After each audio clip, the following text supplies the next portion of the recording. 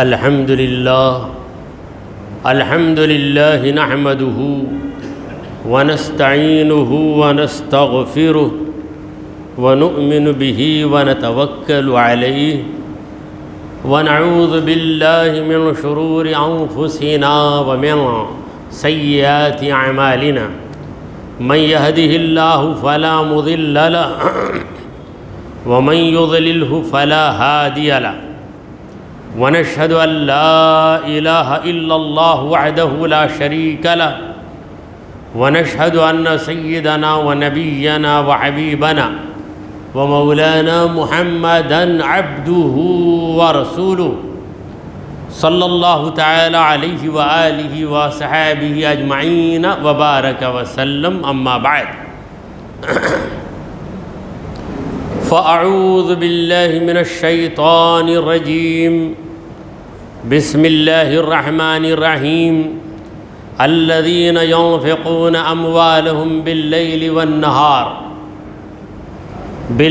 والنهار سرا وعلانية فلهم أجرهم عند ربهم ولا خوف عليهم ولا هم يحزنون. صدق اللہ مولانا العظیم. حاضرین محفل، السلام علیکم ورحمۃ اللہ وبرکاتہ. اللہ رب العزت جل وعلا کی ہم پر بے پناہ مہربانی ہے کہ اس نے ہمیں آقائے نامدار احمد مختار مدنی تاجدار دونوں جہاں کے سردار حضرت محمد مصطفیٰ رسول خدا صلی اللہ تعالی علیہ وآلہ وسلم کی بابرکت امت میں پیدا فرمایا. حاضرین محترم،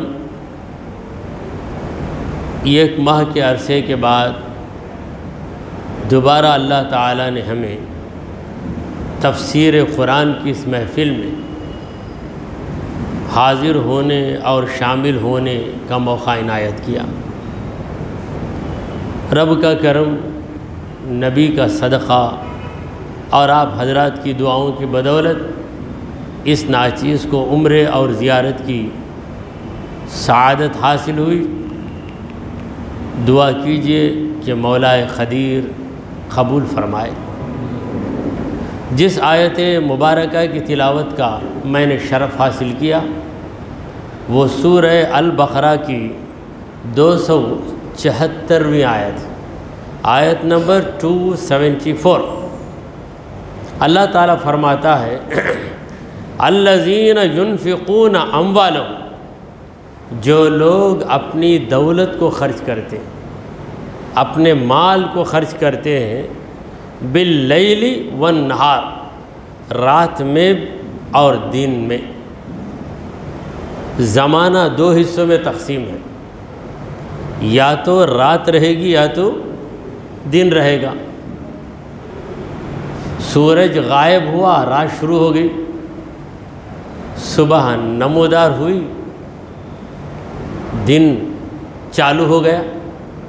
رات اور دن، اللہ نے رات کا ذکر پہلے کیا، دن کا ذکر بعد میں کیا، کیونکہ رات میں چیز پوشیدہ ہوتی ہے، دن میں چیز ظاہر ہوتی ہے. پوشیدہ چیز کو صرف خدا دیکھتا ہے، ظاہر چیز کو خدا بھی دیکھتا ہے، خدا کے بندے بھی دیکھتے ہیں.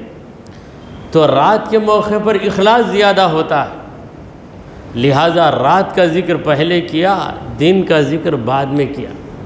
اور ویسے بھی ہمارے پاس ترتیب ہی یوں ہے کہ رات پہلے آتی ہے، دن بعد میں آتا ہے. آج یہ جو رات ہے یہ 10ویں رات ہے، اور کل جو دن آئے گا وہ 10واں دن آئے گا، یعنی اس مہینے کا. اس مہینے کو ہم کیا کہتے ہیں؟ جمادی الاول، مگر صحیح تلفظ اس کا ہے جمادہ الاولی. جمادہ، اردو والوں نے اس کو جمادہ ہی لکھا، پڑھنے والوں نے جمادی پڑھ لیا اس کو. پھر وہ ایسا مشہور ہوا کہ اب اس کا انگریزی میں بھی ٹرانسلیٹریشن کرتے ہیں تو جمادی بنا دیتے ہیں، وہی مشہور ہو گیا لفظ، تو اسی لفظ کو ہم استعمال کرتے ہیں. اور یہ علم کی محفل ہے، تفسیر قرآن کی محفل ہے۔ اس محفل میں صحیح تلفظ کا علم حاصل ہو جانا یہ تفسیر کی برکت سے ہے۔ تو جمادی الاولیٰ یہ مہینے کا نام ہے۔ تو آج اس کی 10ویں تاریخ، رات پہلے دن بعد میں، یہ ہمارا معاملہ ہے۔ اور دوسری قوموں کا معاملہ دن پہلے رات بعد، مگر عجیب معاملہ ہے ان کا، نہ رات پہلے شروع ہوتی ہے نہ دن۔ 12 بجے سے کیا شروع ہو جاتا؟ یہ یم شروع ہو جاتا ان کا بیچ رات میں۔ اور پھر پی ایم کب سے شروع ہوتا؟ دوپہر 12 بجے کے بعد پی ایم شروع ہو جاتا۔ کوئی حساب ہی نہیں ہے، گھنٹوں کا حساب ہے۔ ہمارے پاس تبدیلی کا حساب ہے، رات آئی تو وہ تاریخ شروع ہو گئی، پھر اسی تاریخ کو دن بھر جاری رکھ کے جو ہی سورج غائب ہوا دوسری تاریخ شروع ہو گئی۔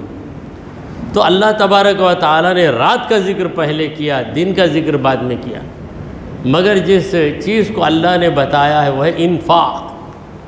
انفاق کا معنی کیا ہے؟ خرچ کرنا، خرچ کرنا۔ خدا کو بہت پسند ہے خرچ کرنا، کیونکہ خرچ کرنا محبت کی دلیل ہے، خرچ کرنا محبت کی نشانی ہے۔ آپ کا دوست آپ سے ملنے آیا، آپ یہی چاہیں گے کہ اس پہ کچھ نہ کچھ خرچ کروں، یہ ایک وقت کا ناشتہ تو کھلا دوں۔ آپ کی بیٹی آپ کے گھر آئی، آپ یہی چاہیں گے کہ خرچ کریں، کیوں؟ محبت کہتی ہے کہ خرچ کر اپنے محبوب کے لیے۔ تو خدا تمہارا محبوب ہے، خدا کے لیے خرچ کرو، مگر وہ ایسا محبوب ہے کہ خود ہی دیتا ہے اور خرچ کرتا ہے بندہ تو کہتا ہے میری راہ میں بندے نے خرچ کر دیا، میری راہ میں بندے نے خرچ کر دیا۔ ہم نے کہاں خرچ کیا؟ دینے والا بھی وہی ہے، اور پھر جب ہم خرچ کرتے ہیں تو قبول کرنے والا بھی وہی ہے۔ عجیب شان کریمی ہے پروردگار کی۔ تو جو لوگ رات دن میں خیرات کرتے رہتے ہیں، سرًا وعلانیۃً، پوشیدہ طور پہ بھی کرتے ہیں اور کھلے عام بھی کرتے ہیں۔ کبھی کھلے عام کرنے کا موقع آئے تو کرنا ہی پڑے گا۔ کبھی محفل میں اعلان ہوتا ہے کہ فلاں صاحب ضرورت مند ہیں، سب لوگ ان کی مدد کرو۔ اب پوشیدہ طور پر کیسے خیرات کریں؟ محفل میں خیرات کرنا ہی پڑے گا۔ اگر پوشیدہ کے خیال میں آپ نکل گئے، محفل بھی ختم اور وہ ضرورت مند وہ بھی وہاں سے غائب ہو جائے گا۔ تو جہاں کھلے عام خیرات کرنا ہے کھلے عام کرو، جہاں پوشیدہ کرنا ہے پوشیدہ کرو، مگر مقصد تمہارا یہ کرے۔ وہ مقصد کیا ہے؟ اللہ تبارک و تعالیٰ کو راضی کرنا، یہی ایک مقصد رہے۔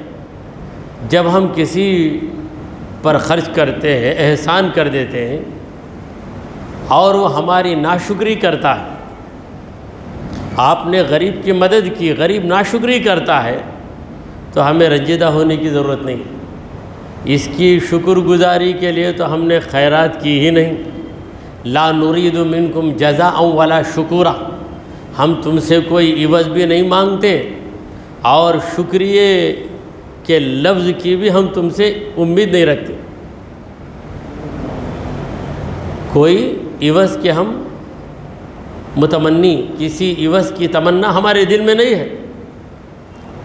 تو کوئی ناشکری کرے تو ہم بڑے رنجیدہ ہو جاتے ہیں، اتنا دیا بھائی، شکریہ کا ذرا تبھی اسے احساس ہے کیا؟ اسے احساس نہیں ہے، اس کی غلطی ہے۔ شکریہ کی توقع جو تم رکھے ہو یہ تمہاری غلطی ہے۔ شکریہ کرے گا، یہ ایکسپیکٹیشن، یہ جو توقع ہے، یہ ایکسپیکٹیشن، یہ ہماری غلطی ہے۔ تو بغیر کسی ایکسپیکٹیشن کے، بغیر کسی امید کے خیرات کرو، دن میں کرو، رات میں کرو، چھپ کر کرو، کھلے عام کرو۔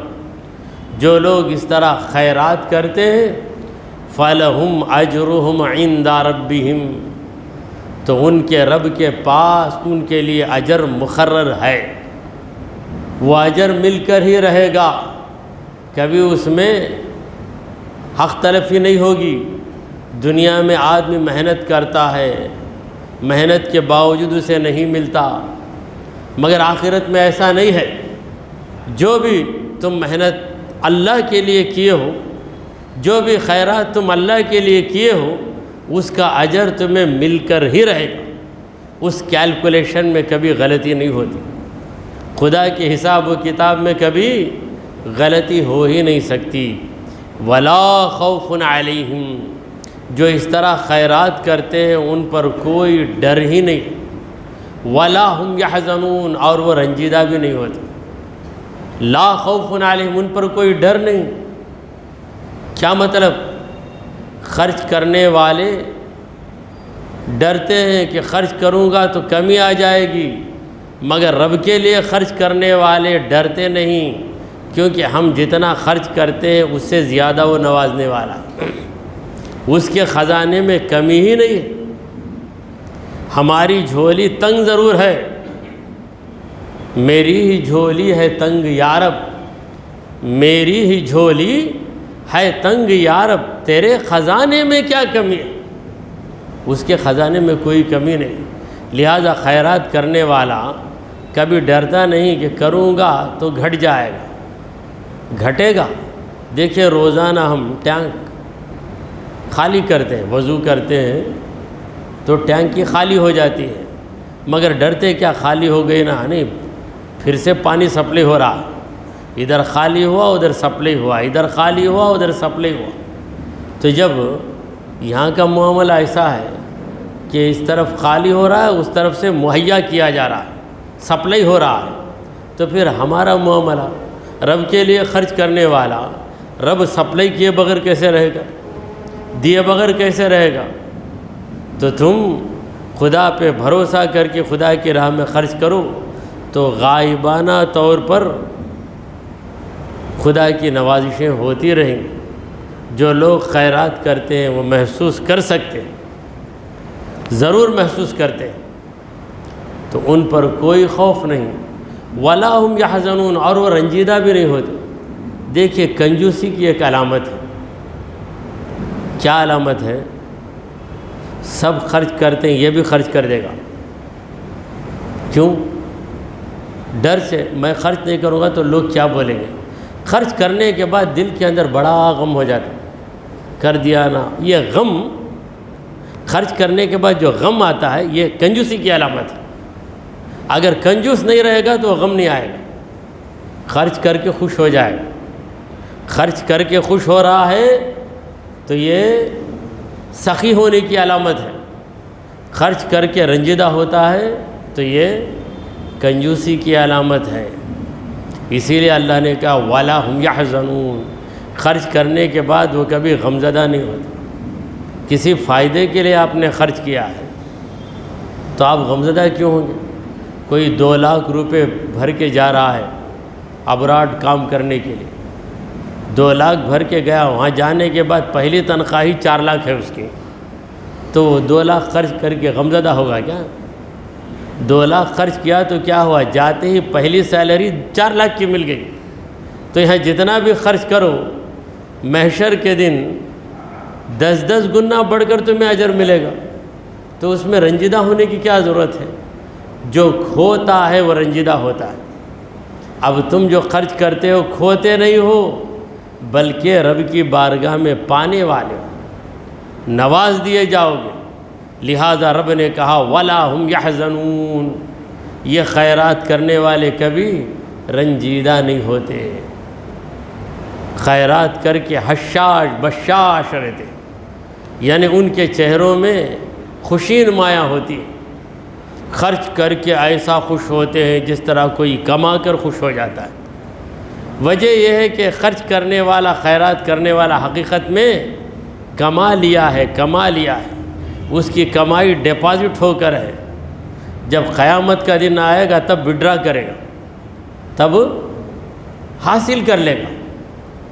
آیت ختم ہوئی۔ اب دوسری آیت شروع ہوئی 275ویں آیت 275 الذین یأکلون الربا، جو لوگ سود کھاتے ہیں، سود خور، خور کا معنی ہے کھانے والا، حرام خور حرام کھانے والا، سود خور سود کھانے والا، حلال خور حلال کھانے والا۔ مگر اگر کوئی ہم کو حلال خور کہہ دے تو ہم اس کے مطلب پہ غور کیے بغیر ناراض ہو جاتے ہیں۔ کیا بھئی حلال خور، ٹائلٹ صاف کرنے والے کو حلال خور بول رہے؟ ہاں وہ بھیک نہیں مانگتا، حلال طریقے سے کھاتا ہے، اس لیے اس کا نام حلال خور رکھا گیا۔ اگر کوئی حلال خور آپ کو کہہ دے تو پھر اس کے ہاتھ کو بوسا دو، کتنا پیارا لقب دیا بھائی۔ رب کو حلال پسند ہے، وہ حلال میں کھا رہا ہوں، مجھے حلال خور کہہ رہا ہے۔ لیکن معاملہ عجیب ہے، حلال خور کہو تب بھی غصہ آ جاتا، حرام خور کہو تب بھی غصہ آ جاتا۔ تو جو لوگ سود خوری کرتے ہیں، سود کو کھاتے ہیں، سود کو کھانے کا مطلب کیا ہے؟ سود کے ذریعے کمائی حاصل کر کے اس کمائی سے اپنا پیٹ پالنا، سود خوری کو دھندا بنا لینا۔ جو لوگ سود کھاتے ہیں لا یقومون، وہ قیامت کے دن جب اٹھیں گے کیسے اٹھیں گے؟ الا کما یقوم الذی یتخبطہ الشیطان من المس، شیطان یعنی خبیث جن، ناپاک جن کسی کو چھو دے تو اس کی حالت خراب ہو جاتی ہے، وہ مخبوط الحواس ہو جاتا ہے، اس کے حواس باقی نہیں رہتے۔ جن کا اثر، برے جنات کا اثر جس پر ہو جاتا، اس کی حالت کیا ہو؟ کوئی چیز اس کی سمجھ میں نہیں آتی، عجیب و غریب کام کرنے لگتا ہے، کوئی اسے پاگل سمجھتا ہے، کوئی کہتا ہے کیا بیماری ہے، کوئی کہتا ہے ایکٹنگ کرتا ہے کیا، اداکاری کرتا ہے کیا۔ پروردگار کہتا ہے کہ جس طرح دنیا میں جن کے اثر کی وجہ سے آدمی پریشان ہو جاتا ہے، اسی طرح پریشان بن کر قیامت کے دن ہر سود خور اٹھے گا۔ سود خور اپنی خبر سے نکلے گا تو اس کی حالت کیا ہوگی؟ اس کے حواس، اس کے جو احساسات ہیں، اس کے جو سینسس ہیں، سینس، دیکھنے کا سینس، بولنے کا سینس، سب آؤٹ ہو جائیں گے، حیران پریشان ہکا بکا ہو جائے گا۔ تو پروردگار نے ایک اشارہ دیا کہ دنیا میں شیطان تمہیں ہاتھ لگا دے۔ یہاں شیطان سے مراد ابلیس نہیں ہے، جن کو بھی شیطان کہتے ہیں، انسان ہے جن ہے، تو جو برا جن ہوتا ہے اس برے جن کو خبیث کہتے ہیں۔ اسی لیے جب ہم استنجا خانہ جاتے ہیں، استنجا خانہ، پیشاب خانہ کو جب جاتے ہیں تو کیا دعا پڑھتے؟ اللہم انی اعوذ بک من الخبث والخبائث، اے پروردگار میں تیری پناہ لے رہا ہوں خبیث مرد جنات سے بچنے کے لیے اور خبیث عورت جنات سے بچنے کے لیے۔ جنات میں مرد جن بھی ہے، عورت جن بھی ہے، تو یہاں جن کے لیے کیا لفظ استعمال کیا گیا؟ خبیث کا لفظ۔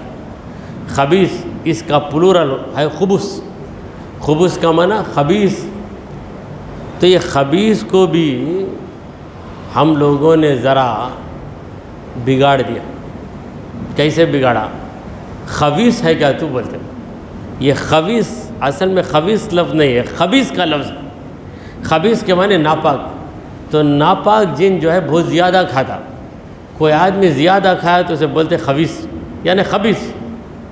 یہ بہت سے الفاظ ہماری زبان میں استعمال ہوتے ہیں جو ہمارے بزرگوں نے استعمال کیے، ہم بھی سن سن کر استعمال کرتے ہیں، مگر فرق یہ ہے کہ وہ سمجھ کر بولتے تھے اور ہماری عادت ہو گئی۔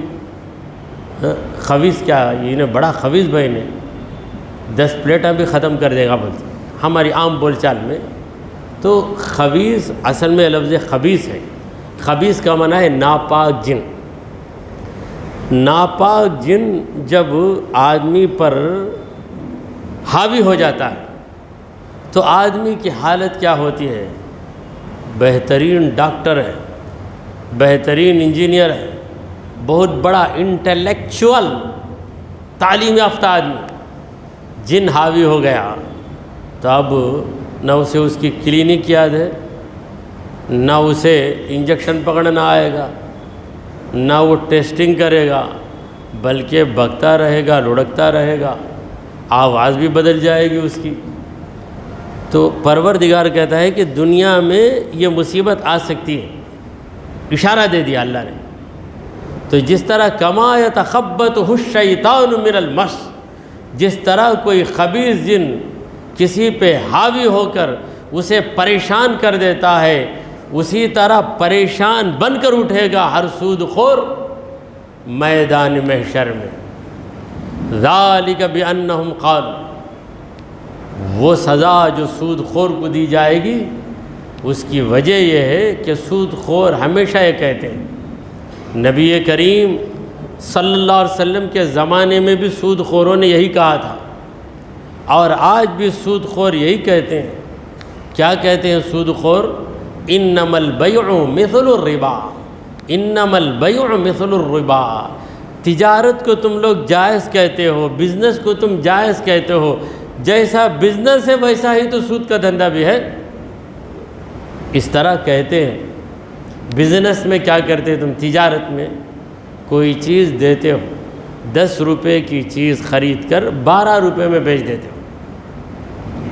10 روپے میں ایک چیز ہم نے مارکیٹ سے خریدی، دوسری جگہ جا کر 2 روپے فائدہ رکھ کر یا 5 روپیہ فائدہ رکھ کر اسی چیز کو 15 روپے میں بیچ دیتے ہیں، تو تم نے فائدہ حاصل کیا۔ سود میں کیا ہوتا؟ 10 روپے آج ہم نے دیے اور اس کے بعد ہم نے جب اس سے وصول کیا تو 15 روپے وصول کر لیا، دونوں کی کیفیت ایک ہی ہے۔ جب تجارت جائز ہے تو سود خوری کیوں جائز نہیں؟ یہ کن لوگوں کا آرگومنٹ ہے؟ سود خوروں کا۔ کس زمانے میں؟ رسول کریم صلی اللہ علیہ وسلم کے زمانے میں یہودیوں نے ایسا ہی کہا کہ سود خوری حرام، تجارت حلال، جبکہ دونوں میں ایک ہی بات ہے، اس میں بھی فائدہ مقصود، اس میں بھی فائدہ مقصود۔ تو اللہ تبارک و تعالی جواب دے رہا ہے دونوں یکساں نہیں ہو سکتے۔ کیوں؟ وَأَحَلَّ اللَّهُ الْبَيْعَ وَحَرَّمَ الرِّبَا، اللہ نے تجارت کو تو حلال کر دیا، سود کو اللہ نے حرام کر دیا۔ حلال و حرام کیسے یکساں ہو سکتے ہیں؟ حلال اور حرام کیسے یکساں؟ ہرگز یکساں نہیں ہو سکتے۔ دیکھیے، خالہ کی بیٹی، ماموں کی بیٹی، چچا کی بیٹی، یہ سب عورتیں ہیں، رشتے کی بہنیں ہیں، رضائی بہن، یعنی ایک ہی ماں کا دودھ تم نے بھی پیا اور اس لڑکی نے بھی پیا، یہ بھی بہن ہے وہ بھی بہن، ان بہنوں سے نکاح جائز، خالہ زاد بہن سے نکاح جائز، ماموں زاد بہن سے، مگر رضائی بہن جو دودھ میں شریک ہوئی اس بہن سے ناجائز۔ کیا بھئی انہیں بھی لڑکی انہیں بھی لڑکی، یہ بھی عورت وہ بھی عورت؟ نہیں، یہ اللہ حلال کر دیا، وہ اللہ حرام کر دیا۔ جو اللہ حلال کر دیا وہ پاک ہے، اللہ جسے حرام کر دیا وہ ناپاک ہے۔ بات تمہاری سمجھ میں آئے یا نہ آئے، خدا نے جو کہا اس پہ عمل کرو۔ پروردگار عالم نے جو جواب دیا ہے سود خوروں کی اس دلیل کا، ان کے جو آرگومنٹ ہے، پروردگار نے اس کا بہترین جواب دیا۔ انہوں نے یہ دعویٰ کیا کہ تجارت، سود خوری، دونوں میں فائدہ ہی مقصود ہوتا ہے۔ یہ تاجر تجارت کرتا ہے، کیوں تجارت کرتا ہے، کیوں بزنس کرتا؟ For the sake of benefit, فائدہ حاصل کرنے کے لیے ہی کرتا ہے۔ سود خوری کا دھندا کیوں کرتا؟ فائدہ حاصل کرنے کے لیے۔ دونوں ایک جیسے ہیں۔ تو اللہ نے ان کی بات کو توڑ دیا۔ اللہ نے کہا وَأَحَلَّ اللَّهُ الْبَيْعَ، اللہ نے بیع کو یعنی تجارت کو، بزنس کو حلال کر دیا۔ وَحَرَّمَ الرِّبَا، اور سود کو اللہ نے حرام کر دیا۔ حلال اور حرام کیسے برابر ہو سکتے؟ ہرگز ہرگز برابر نہیں ہو سکتے۔ دیکھیے ایک چیز آپ خرید کے کھا رہے ہیں، ایک آم آپ پیسہ دے کے خرید کے کھا رہے ہیں، کبھی آم آپ دکان سے چوری کر کے کھا رہے ہیں، پھر بولتے یہ بھی آم وہ بھی آم، اتنا کیا فرق ہے اس میں؟ بھئی یہ حلال طریقے سے آنے والا آم اور وہ حرام طریقے سے آنے والا آم، آم تو ایک ہی ہے، دانت بھی ایک ہے، مزہ بھی ایک ہے، مگر کیفیت جدا ہو گئی۔ اسی طرح بزنس، تجارت، یہ حلال اللہ نے حلال کر دیا، سود خوری حرام اللہ نے حرام کر دیا۔ سود خوری کے اندر کسی بھی غریب کا کوئی خیال ہی نہیں کرے گا۔ غریب کو ضرورت پڑتی ہے، قرض مانگتا ہے کہ مجھے قرض دے دو۔ ہم اگر قرض پہ فائدہ رکھیں گے تو ہم نے اس کی مدد نہیں کی، ہم نے دھندا کیا۔ 1000 روپے دے رہا ہوں، آئندہ مہینہ 1000 پر 100 ڈال کر 1100 دینا، تو ہم اس کی مدد کہاں کی؟ ہم نے تو اس کے ساتھ دھندا کیا۔ اب تجارت کے اندر وہ ضرورت مند نہیں ہے، وہ غریب نہیں ہے، بلکہ اپنی ضرورت پوری کر سکتا ہے، پیسہ ہے اس کے پاس، اپنی ضرورت پوری کر سکتا ہے۔ اور بیچنے والا، اسے بھی روزی حاصل کرنے کی ضرورت ہے، لہٰذا کچھ فائدہ رکھ کر چیز کو فروخت کر دیتا ہے، اور جو چیز ہوتی ہے اس کی کوئی قیمت نہیں ہے، اس کی کوئی قیمت نہیں، آدمی قیمت مقرر کر لیتا ہے۔ دیکھیے یہ کین پانی 30 روپیہ 25 روپیہ، میں پوچھوں کیا پانی کی کوئی قیمت ہے؟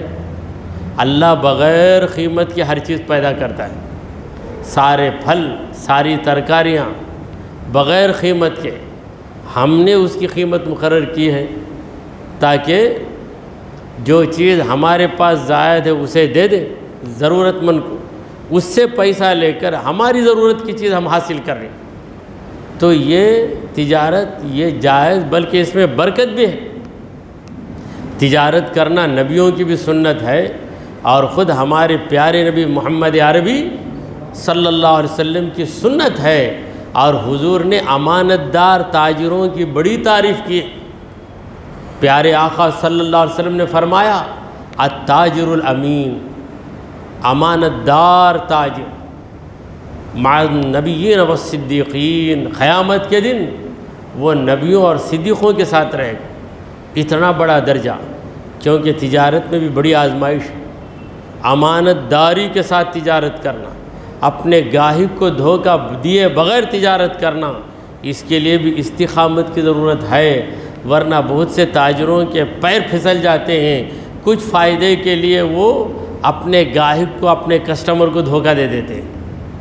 تو اللہ نے کہا وَأَحَلَّ اللَّهُ الْبَيْعَ وَحَرَّمَ الرِّبَا، اللہ نے تجارت کو تو حلال کر دیا، سود کو اللہ نے حرام کر دیا۔ فَمَنْ جَاءَهُ مَوْعِظَةٌ مِّن رَبِّهِ، اپنے رب کی نصیحت جس کے پاس آ گئی، یہ اللہ کی نصیحت ہے۔ دیکھو اے مومنو، اسلام آنے کے پہلے تک تم سود خوری کرتے رہے، اسلام کو تم نے قبول کر لیا، ابھی سود کا حکم نہیں اترا، اس لیے تم سود کا دھندا کرتے تھے، اب اللہ نے سود خوری سے تمہیں منع کر دیا ہے۔ یہ صحابہ کرام کے دور کی بات، اور ہمارے دور میں حکم آنے کی بات ہی نہیں، سارے احکام آ چکے ہیں، سارے احکام آ چکے ہیں، اب کوئی نیا حکم اترنے والا ہی نہیں۔ اللہ نے فرمایا الیوم اکملت لکم دینکم، آج میں نے تمہارے لیے تمہارے دین کو مکمل کر دیا، دین مکمل ہو گیا۔ صحابہ کرام کے دور میں گنجائش تھی، کیا گنجائش تھی؟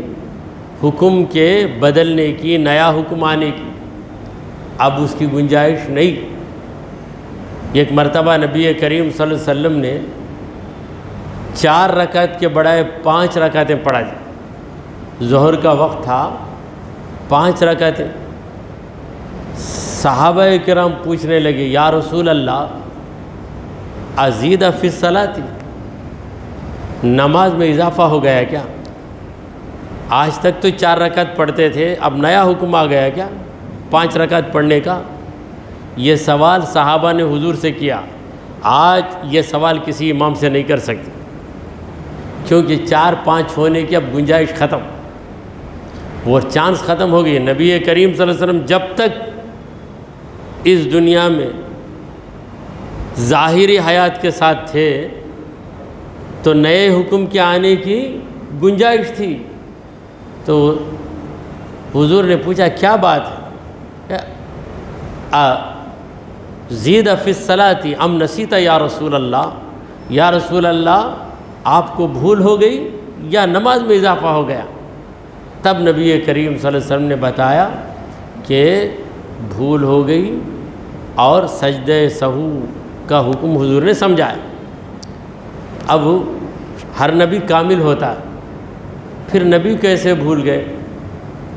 یاد رکھیے نبی اگر اس وقت نہیں بھولتے تو سجدہ سہو کا طریقہ آج تک ہمیں نہیں معلوم ہوتا، آج تک نہیں معلوم ہوتا.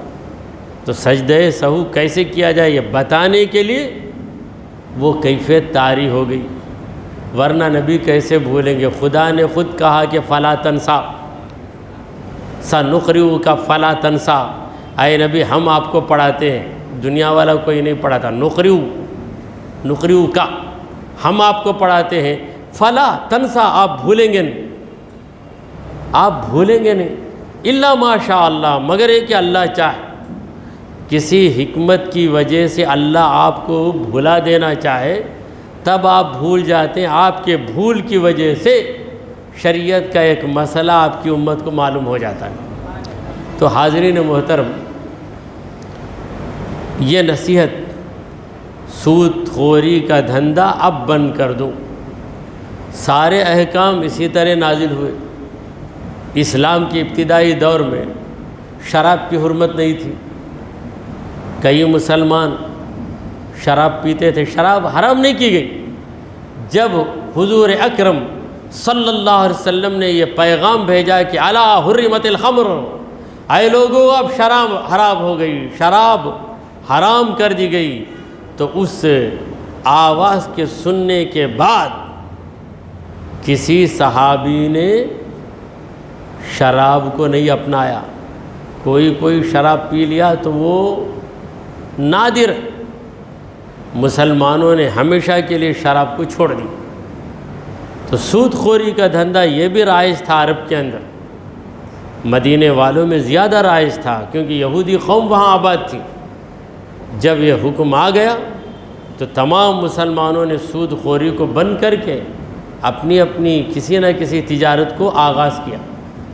تو پروردگار کہتا ہے کہ فمن جاءہ موعظۃ من ربہ، یہ رب کی نصیحت، رب کا یہ حکم جس کے پاس آ جائے، فانتہا تو وہ رک گیا. یعنی 10 سال سے سود خوری میں ہی تھا کیونکہ ابھی حکم نہیں آیا. جو ہی حکم آیا سود خوری کا دھندا چھوڑ دیا. فَلَهُ مَا سَلَفَ، پہلے جو کھا لیا وہ اس کے لیے جائز ہو گیا. پہلے جو کھا لیا، یہ اس زمانے کی بات نہیں، اس زمانے کی بات، کیونکہ اس زمانے میں ابھی حکم نہیں آیا تھا.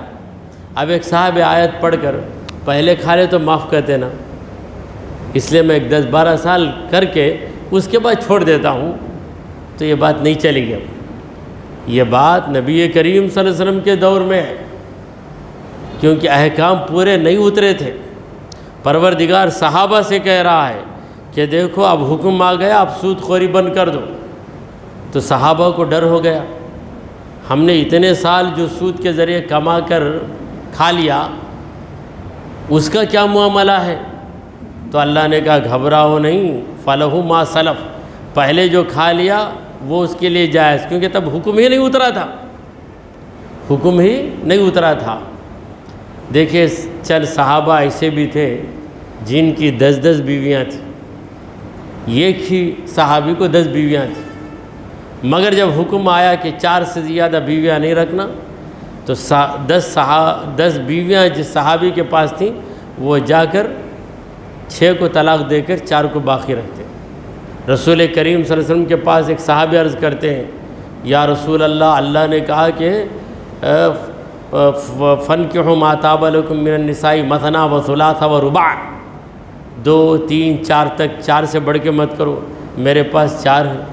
حضور نے کہا امسک 4 وطلق سائرہم، 4 کو رکھ لے، باقی 6 کو طلاق دے دے، باقی 6 کو طلاق دے دو، دوسرا کوئی اپنے نکاح میں لے آئے۔ تو صحابہ کرام کے اندر استقامت، مگر آج اگر ایسی بات پیدا ہو جائے، کیسا بھائی چھوڑنے ہوگا، کر لینا، ہمیں کیسا چھوڑیں گے، سود خوری کیا، وہ میرا آکوپیشن، مجھے عادت ہوگی نا، اب اترتے ہی نئے دھندے میں جاؤ، بولے تو کیسا بھائی ہوگا، یہ ساری باتیں آج کے لوگ کریں، مگر صحابہ کرام کے پاس وہ بیماری نہیں تھی۔ حضور ایک لکیر ڈال دیں تو لکیر پار نہیں کرتے۔ بدر کے موقع پر تو صحابہ نے کہا، جنگ بدر کے موقع پر انصاری صحابہ نے کہا، یا رسول اللہ، اگر آپ ہمیں گہرے گڑھے میں کودنے کا حکم دیں گے تو ہم کود جائیں گے، سمندر میں چھلانگ مارنے کا حکم دیں گے تو ہم کر لیں گے، بس آپ کے حکم کا انتظار۔ تو پروردگار نے کہا کہ یہ حکم آ جانے کے بعد جو سود خوری کو بند کر دے تو پہلے جو سود کے ذریعے کمایا تھا وہ تو اس کے لیے حلال، وَأَمْرُهُ إِلَى اللَّهِ، اس کا معاملہ اللہ کی طرف ہے، اللہ کی طرف ہے، اللہ اس کا فیصلہ کرے گا، کیونکہ اللہ جانتا ہے کہ یہ بندہ ناواقف تھا۔ ناواقف کیا، شریعت میں حکم ہی نہیں اترا تھا۔ وَمَنْ عَادَ، جو دوبارہ کرے گا، یعنی اس حکم کے اتر جانے کے بعد بھی کوئی سود خوری میں مبتلا رہے گا، فَأُولَئِكَ أَصْحَابُ النَّارِ، تو وہی جہنم میں جانے والے، نار میں جانے والے۔ جہنم کا نام ہے نار، نار کا معنی ہے آگ۔ یہ جہنم کیا ہے؟ آگ کا محل ہے، دیواریں بھی آگ کی ہیں، فرش بھی آگ کا ہے، چھت بھی آگ کی ہے۔ جہنم، اصحاب النار، وہ آگ میں جانے والے، جہنم میں جانے والے۔ پروردگار عالم کا کرم دیکھیے کہ حکم اتارنے سے پہلے وہ گرفت نہیں کرتا، حکم اتارنے کے بعد کہتا ہے کہ اب پابندی کرو، اگر اب پابندی نہیں کرو گے تو جہنم میں جاؤ گے۔ نہیں پہلے ویسا تھا نا، پہلے ایسا تھا نا، پہلے کی بات چھوڑو، جو توبہ کر لیا اس کا معاملہ الگ ہے۔ اب اگر کوئی سود خوری سے کمایا، توبہ کر لیا، تو حساب لگائے کہ سود خوری میں کتنا کمایا تھا، اتنا پیسہ خیرات کر دے تاکہ اس کا عوض ہو جائے۔ مگر صحابہ کے لیے وہ بات نہیں تھی۔ کیوں نہیں تھی؟ کیونکہ تب حکم بھی نہیں اترا تھا۔ جب حکم نہیں اترا تو وہ ذمہ دار بھی نہیں تھے۔ وَهُمْ فِيهَا خَالِدُونَ، وہ اس میں ہمیشہ رہیں گے۔ یعنی جو اللہ کے حکم کے آ جانے کے باوجود سود خوری میں مبتلا ہیں، وہ لوگ جہنم میں جائیں گے اور جہنم میں ہمیشہ رہیں گے، کیونکہ وہ خدا کے حکم کو ٹال کر سود خوری کرتے ہیں، خدا کے حکم کا انکار کر کے سود خوری کرتے ہیں، لہٰذا ان کا انجام یہی ہے کہ انہیں ہمیشہ جہنم میں رہنا پڑے گا۔ دعا کیجئے کہ پروردگارا، ہم نے جو کچھ کہا اور سنا اسے قبول فرما لے۔ اے اللہ، ہمارے گناہوں کو معاف فرما، ہماری خطاؤں کو درگزر کر دے۔ اے رب العالمین، ہم پر تیری رحمتیں نازل فرما۔ اے اللہ، ہمیں سیدھے راستے پر چلا، تیرے انبیاء اور تیرے اولیاء کے راستے پر چلا۔ اے رب کریم، ہمارے لیے رزق حلال کے دروازے کھول دے۔ اے پروردگار، رزق حرام سے، سود خوری سے ہمیں اور ہماری نسلوں کو بال بال بچا لے۔ وصلی اللہ تعالی علی خیر خلقہ سیدنا و مولانا محمد وعلی آلہ واصحابہ اجمعین۔ الفاتحہ۔